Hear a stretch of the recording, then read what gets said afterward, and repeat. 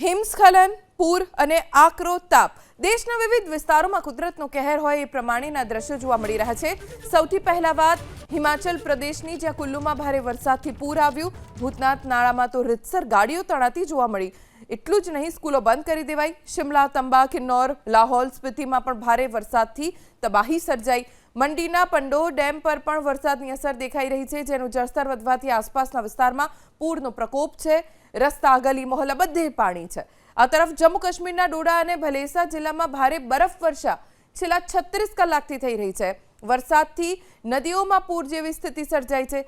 જમ્મુ તાવી નદી ઉફાન પર આવી ગઈ છે, જેમાં એક શખ્સ પણ ફસાઈ ગયો, જો કે એનડીઆરએફ અને જમ્મુ પોલીસે બોટની મદદથી તેને બચાવ્યો।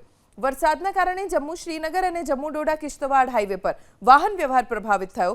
બચાવ દળ એલર્ટ મોડ પર છે। જમ્મુ સંભાગમાં અડધો ડઝનથી વધુ લોકોને એનડીઆરએફે બચાવ્યા। એક તરફ ખૂબ વરસાદ, બીજી તરફ હિમસ્ખલનની સ્થિતિ। આવી સ્થિતિમાં છે પહાડી વિસ્તારો। આખા વાહનો પૂરની ચપેટમાં આવી ગયા છે અને રીતસરના તણાવા લાગ્યા છે।